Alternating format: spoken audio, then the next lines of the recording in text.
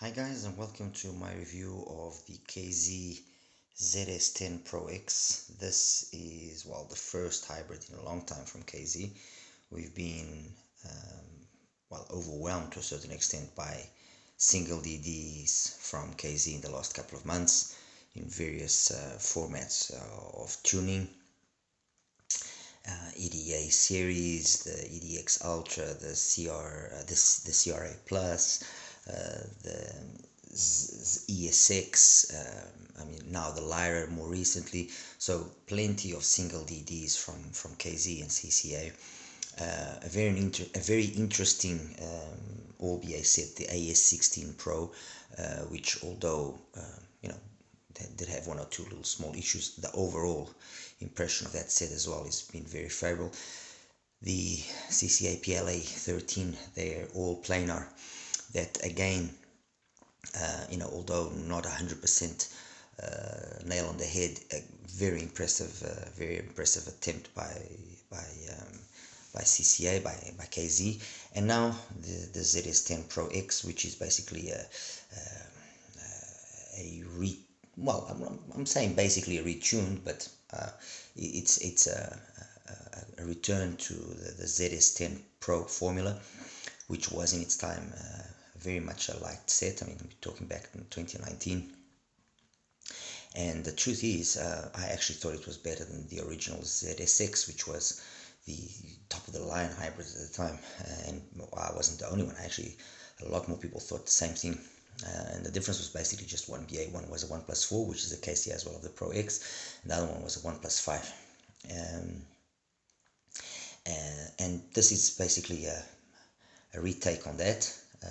If the DD is the same or not, I do not know.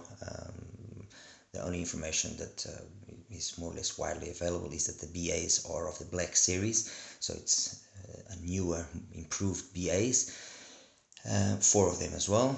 And that's basically it. The shell is the same, and I'll show it to you in a second compared to the ZS10, and you'll see that it is. In terms of accessories and so on and so forth, well, we know what to expect from KZ. Very simple always. That's not where they spend their money, so I'm not gonna show you that. I'm using an XINHS graphene style cable, okay, 2.5mm termination. I'm using KBE07 medium-sized tips, the cyan colored ones, as you can see. And overall, in terms of fit, perfect in my ears. I have no real issues. Isolation is also equally as good. Really nothing to be pointed in when it comes to fit and overall finish, which is decent quality. I mean, for this price, I really it doesn't, there are the one or two other options which are all metal IEMs available, but I mean, it's a decent finish. This is kind of a plastic resin type of shell with a metallic faceplate. It's good. Look, it's good. Okay, it's good. It's not heavy. It doesn't fatigue in terms of usage. Really nothing to be pointed out as a negative aspect with regards to its physical attributes. Let's put it that way. Yeah, that basically covers the hardware side of things. I would have liked, obviously, when we're talking about a $45-50 IEM, which is the case, I would have liked, actually, the cheapest I've seen to come to mind is actually being $39, if I'm not mistaken, at HIFIGO. But the majority of the sets, or the places that are selling it, are all at around $45-46. It would have been nice to have seen KZ implement what TRM did with the SD5, which is a modular cable. It would have been nice, honestly. It would have been nice. I think it would have been a nice departure, since they have been now working on giving us better quality products. Why not also work on giving us better accessories to go with those products? And the SD5 is a classic example of it can be done. To offer an IEM for $50 odd, which brings a modular cable with all the adapters already included, decent enough tips and quantity of tips, and also a very, very good 1+4 hybrid at such a budget price. If they can do it, I'm sure KZ could have done. But anyway, it's just a little remark, and it's it is what it is. So you see all this confusion here. What's going on? I did the listening with my Tri-TK2. I used also my beloved NX7 UAE3 Shannon UAE3 combination. I used the latest J. Kelly AP90 using the AKM chips. Very, very nice. Kind of a moondrop ripoff. Q-Style M15 needs no introduction. I did, like I said, all the listening with these various DACs and amps. Why? Well, first of all, to see if they would make a difference with regards to how the performance of the Pro X is. And yes, they do make a certain difference. And out of all of these combinations, I think the two standout ones, at least for me, are the TK2. I actually like the TK2 very much on the ZS10PRO X. And I like the AP90 as well very much. Obviously the Q-Style as well and everything. But, you know, as an overall combination of extracting the best performance out of it, and you know, those two, with the combination that I usually use of the NX7 and the Shanling, yes, it was also very good, but somehow I felt that you know, I wasn't really getting anything extra because the IEM then has reached, in my opinion, its limits. Let's put it that way. But anyway, that's it is what it is. I used various types of DACs and amps to ascertain the quality of the ZS10 and how it would marry with them. So that's suffice. In terms of what I have in front of us, wow, so many things. Well, not so many really, but a few. Over here, I've got the original ZS10. Okay, and let me just actually grab here the same side so we can actually have a quick comparison. Okay, Pro X, Pro, same faceplate, just different finish, obviously. Same shell, everything. It is exactly the same thing. Whether the driver is the same or not, like I said, I can't really tell.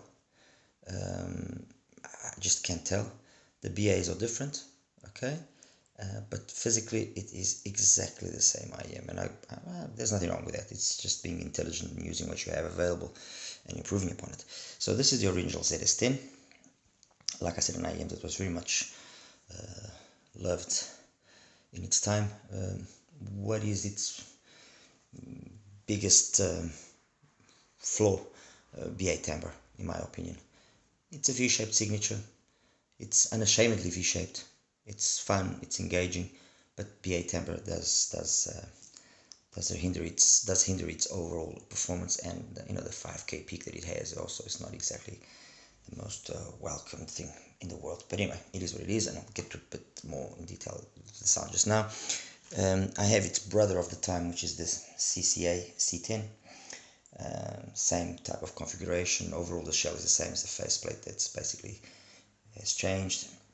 It just used a different positioning of the BAs as opposed to the Pro X. The driver, although it's got a slightly different color, it seems to be the same driver. I can't really tell again. I mean, I really wouldn't know.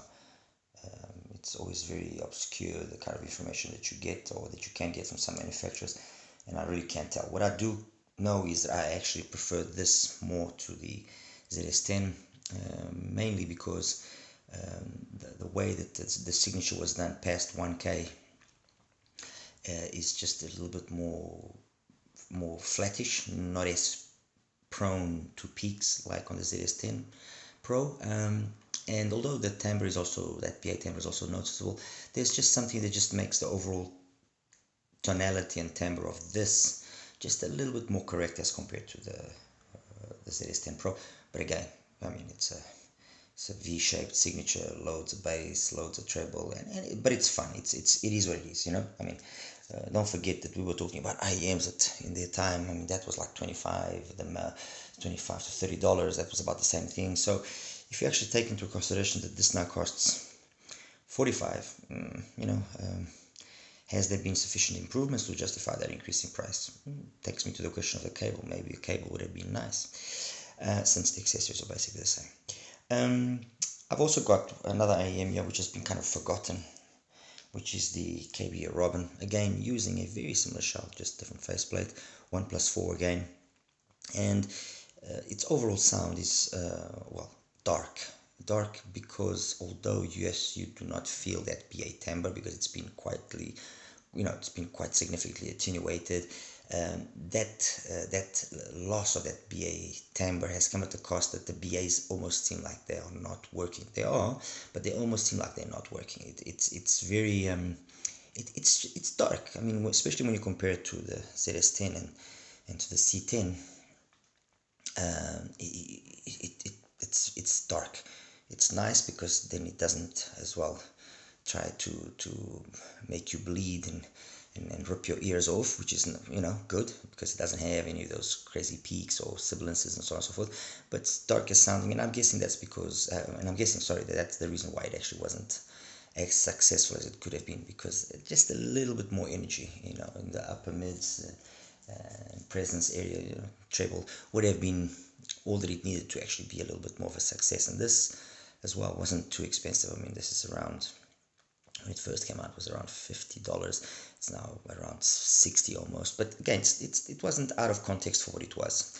I'm not sure if KBE will be improving upon it, but it would be nice. It would be nice to actually see a Robin come out with that much needed extra amount of treble energy, but not at the cost of it becoming now shouty or harsh or losing quality. I mean, the treble that is here is not in massive quantities, but it has got a decent enough quality. Okay, and then I've got what I consider to be now kind of the 1+4 budget hybrid to go for, which is the ST5. I mean, in my opinion, this is actually the best TRN that is out at the moment.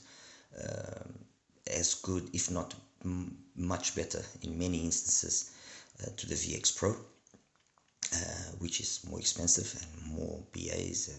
It's a 1+8. So this, in my opinion, is superior to the VX Pro. To the Bax, definitely superior, because I mean, there's nothing that the Bax offers, especially at the price that it costs, that is superior to this. And to the Kirin, although it's not a fair comparison, because one is a planar and this is not a planar, this is hybrid, dynamic, and BA. I'm gonna say it's basically a tie. But what matters and what's the most important thing is that this is a really good IEM. And finally, I have the ZAS, because I thought it would make sense to kind of have the top of the line KZ hybrid, which still in effect is effectively still the current only available one. I mean, there hasn't been a substitute yet. See how that stacks up against the Pro X. Anyway, let's get straight into it, so that we're not here forever and you don't have to put up with me ranting all the time. ZS10PRO X, what is it all about? Well, V-shaped signature, definitely. Tastefully done. A very nice continuation of this trend that KZ has been giving us of taking more care in the way that they are tuning the IEMs. And yes, when I compare the bass, for example, of this with the bass of the original ZS10, there is an improvement. It's been slightly toned down, and although, how can I put it? Well, let me just rephrase that a little bit. It hasn't been toned down in terms of quantity, and afterwards I'll show you in the graph, and you will see what I mean. It's just been toned down at how it presents itself, and while that one there was fun, was full, it was also kind of very monotonic. Okay, monotone, let's put it that way. This has been an improvement in that aspect, because it's more resolving the space. It's capable of actually handling more complex passages better than the original. So if music of a song does have various bass instruments playing, you can pick up on that on here, much better than you did on the original. The way that the bass then marries into the mids, also again better than in the original. It's just that marriage, that coherence between the drivers has just been more well achieved here than on the original, and it's very, very noticeable. I mean, if nothing else, just those two things alone, I mean, already justify this over the original. I'm not saying that the original wasn't good, the original was fine, but this is a refined version of that, and it is definitely a refined version. You can see that they just didn't, you know, put pieces together and throw them in a shell. They actually took some time and spent time in tuning it. Gone is that peak at 5K, which is very nice. So we no longer have again that sibilance that was very much present in the original. And the other thing which is also very much not present, and again very welcomed, is, well, it is still present. Let me correct myself there. It is still present, but that BA timbre that we used to feel it very noticeable on the original, it is being very much subdued and very much controlled on here. So you don't have that constant. You just notice it. Period. I mean, you just have to listen to it and if possible compare the two, and you'll see straight away. I mean, you notice BA timbre over there. Period. That's it. On here, depending on what you listen to, and depending on what tips you choose, very much that BA timbre is very subdued. It's very controlled, so it's not as noticeable. Decent enough extension up top. So overall, the signature of this is comparative to that dark, but it's in no way by itself dark. No, it's very well balanced. Yes, there is a slight scoop in the mids, so you feel the mids are kind of second place to the bass and to the highs, but it's not a significant difference, and everything still is able to come across in a very very balanced out manner, in my opinion, especially when you consider what it is and you know the price of the Pro X. So in a nutshell, compared to the original ZS10 Pro, superior IEM. Compared to the C10, still a superior IEM, especially with regards to the fact that sibilance and that BA timbre is being almost eliminated, let's put it in this, by comparison to those. As compared to the Robin, there's a certain amount of similarities here in terms of the bass and the mids, but where this then loses out is just how dark it becomes. So there's just no extension by comparison.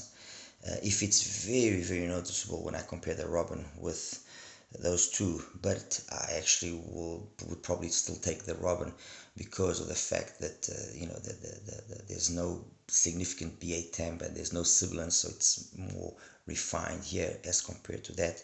When you compare to the Pro X, the difference is equally as noticeable in terms of non-existing BA timbre. Non-existing. Both of them do not have that significant BA timbre, but it's noticeable in the sense that you feel that this is a more polished product. You can hear that this is being more carefully tuned, and it's got extension, which this doesn't have. So although there are some similarities, like I said, in the bass, the amount and the quality of the bass, although this is just a tinge slower than this, the Pro X again wins and comes out on top. That it is what it is. Compared, I'm going to leave the SD5 for last. Compared to the ZAS, it was actually an interesting one, because compared to the ZAS, there are songs, Frank McComb, some female vocals as well, that you kind of feel that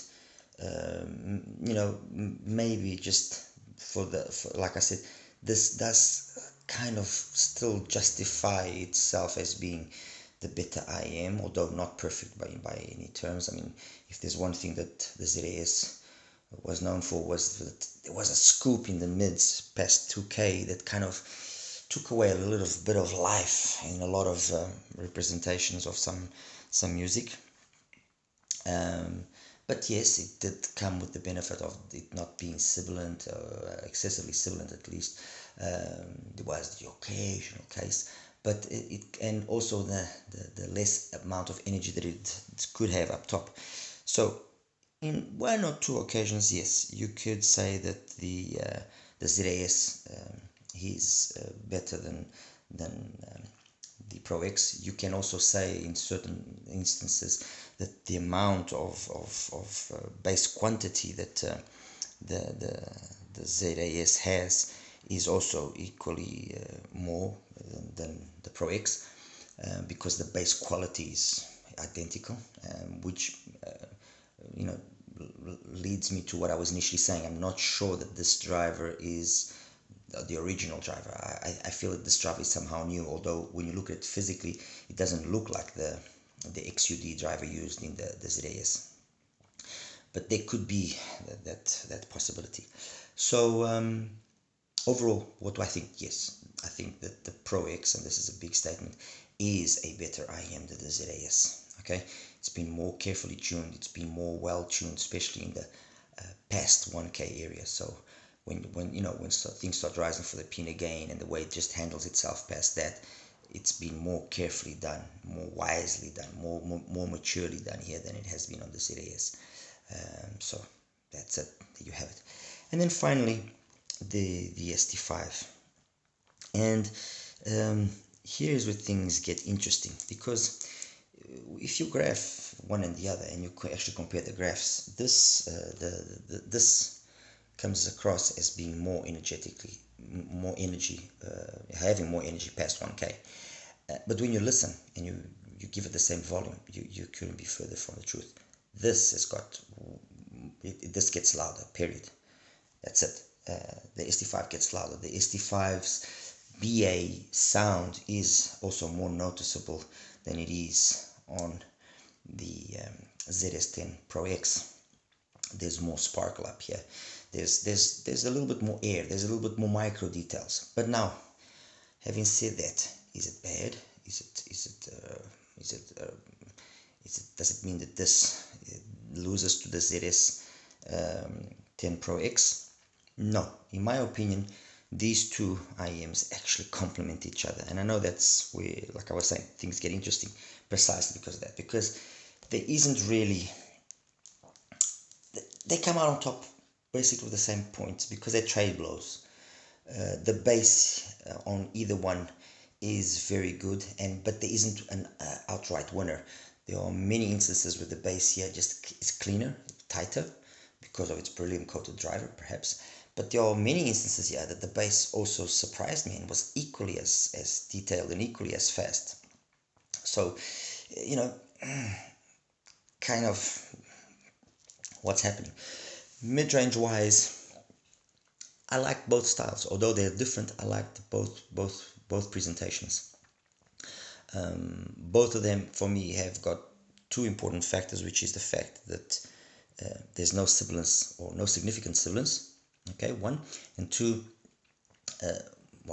retains itself again to the effect of the sibilance at 5K peak, which can be problematic. It's been very well controlled in either one of them.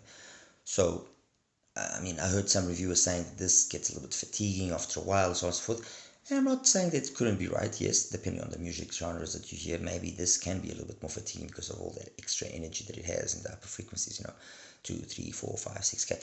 But honestly, with what I hear, with all my EDM and all my R&B and all my jazz and new wave jazz and everything, I really, really didn't find anything that would I'm tired of listening to it. No, there's just two different tonalities distinguishing them, two different timbres, two different ways of showcasing instruments and vocals and so on and so forth.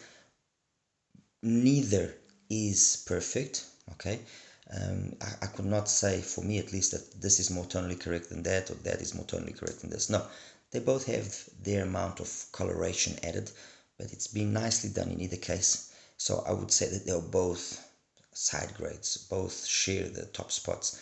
So if there was just one IEM which was the choice to go, now we have two choices. And I think this is a win-win situation, obviously, honestly. Why a win-win situation? Well, because TRN is finally starting to give us decent products, which has been a long time coming. But KZ is also doing the same thing. So we are now able to have, in the budget segment of hybrids, two IEMs which are very capable, very nice sounding, They're not going to be the ultimate in terms of neutrality and being able to pinpoint every instrument in a soundstage and doing all the things that, you know, $1,000 IEMs do, and even IEMs in the $500 range can do, and even the IEMs in the $300 range can do. But what we do have is two very honest IEMs, very capable, that are reasonably accessible to the majority of people. They won't break the bank. They won't mean that you have to sell your car to get them. And you know, they're really nice. I mean, they're well built. Probably give the overall build to the SD5 because of the full metal shell. Very well accessorized, the SD5, so I'll give that as well to the SD5. But in terms of sounds, like I said, they're very neck on neck. Honestly, I really couldn't say that I prefer one to the other. I really couldn't. So yeah, guys, that's it. That's my take on the KZ ZS10PRO X. I'll be showing you the graphs now in a second quickly so that you can just have an idea of what graphically all of this mumble jumble that I was giving you or looks like. And that's it. As usual, like and subscribe. Any questions, please ask. And yeah, I'll see you in the next one. Take care. Bye-bye. Hey guys, so yeah, welcome back. This is the graph section for the ZS10 Pro X. As you can see, here's the graph of the Pro X. Nice full bass. I mean, bleeds a little bit into the mids, but nothing which is really problematic, at least in my opinion it isn't.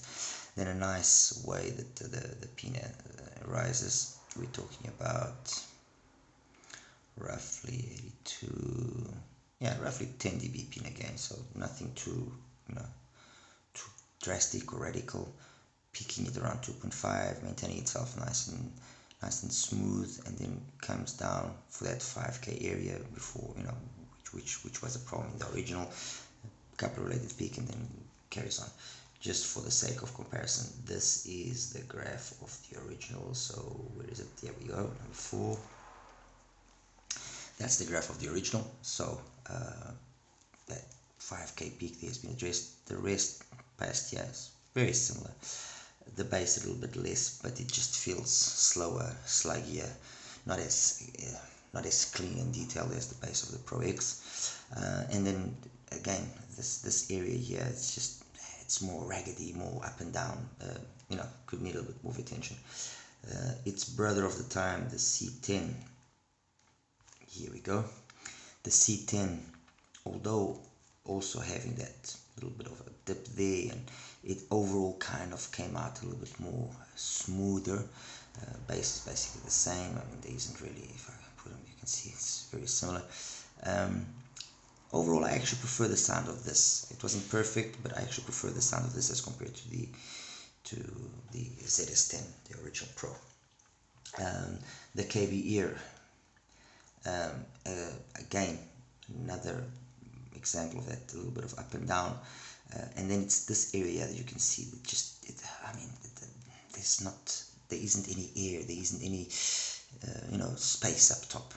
Yes, this whole part here, especially the 5K, as you can see, is nicely controlled, but I don't know, a little bit earlier gain as well in the penis can sometimes with certain vocals sound a little bit off. Okay, but that's that. And compared now with the ZAS, where is the ZAS number 3? There we go. That area there, kind of similarish. You do have a little bit of energy there at 5, but nothing that really, like I said, is noticeable. And when it is noticeable, it's because you have this scoop here between that 2K peak and then you know, it's rising again. So this scoop here kind of detracts somewhat from certain vocals, certain female vocals especially, and that's where I was saying that you know, some songs, yes, I will give it to the ZAS, Diana Krall, maybe, just maybe, but then there are other songs, well, more songs, there's more genres of what I listen to that sound better on the Pro X, and I mean, this kind of confirms what I'm saying. So that's the ZAS, and finally the one that you know, the ST5, which for me is the kind of the was the only option of a budget hybrid. And as you can see, the bass similar, a little bit less sub-bass energy, has that early-ish kind of pinna gain, but somehow it just is being so nicely done. It's so you actually see similarities here and the extension. It's just it's interesting because by looking at this, you would say that the upper mids of the ZS10 would be more present, and they aren't. They really aren't. I don't know, maybe it could be down to the fact that this is being brought down as compared to the Pro X, so you notice more this airiness of the ST5. It could be that. All I do know is that it just the ST5 just sounds louder with the same volume level, and it just sounds slightly more open, slightly more detailed. But as I mentioned earlier, it's not anything which is significant to the point of saying, oh, this one is better than that one is better. No, they very much trade blows. And just for the sake of comparison, so people might not think, oh, but this is a Monster V and whatever. I just thought I'd drop in these two graphs. The first one here belongs to the CCA Lyra. As you can see, very similar, especially in this whole area here. A lot of similarities. Okay, and I won't go too much into that. Bass, very similar as well. There's like a difference of maybe 1-2 dBs, not even maybe 2 dBs. Very slight difference. The overall bass is very equal to the Lyra. Could be that this is using a similar driver to the Lyra. The Lyra is supposedly using a newer generation of XUD drivers. Could be. The way the pinna gain happens as well. It's just that the Lyra has this here. And the overall way that the Lyra just comes across, as I said in my review of it, it just makes it a little bit thin sounding sometimes, which is not the case with the Pro X. The Pro X is never, in my opinion, thin sounding. And one final one, which I thought would also be an interesting one to just throw up here, is the Chapeau Olina. And as you can see, and when I actually heard the Olina, when I saw the graph, I said, well, let me just go and listen to it and see. Yes, the Olina in terms of bass and the ZS10PRO X in terms of bass are very similar, actually quite surprising. The Olina then obviously has a fantastic sound stage, which is kind of reflected by how this is done. That 3D imaging, that ability to create space and air on the Olina is just wow. Mind you, this is the double damper Olina, but it's wow. It is really wow. Plenty extension up top. Everything has been very nicely done. Honestly, very nicely done. I mean, it's a very well tuned IEM. But I found it interesting that you can say that up to about 4K, they are very similar. Mind you, again, this is the double damper Olina. Okay. Anyway, guys, as I said before, any questions, please feel free to ask. I always do my very best to answer. Like and subscribe, and yeah, that's it. Thank you. Take care. Bye bye.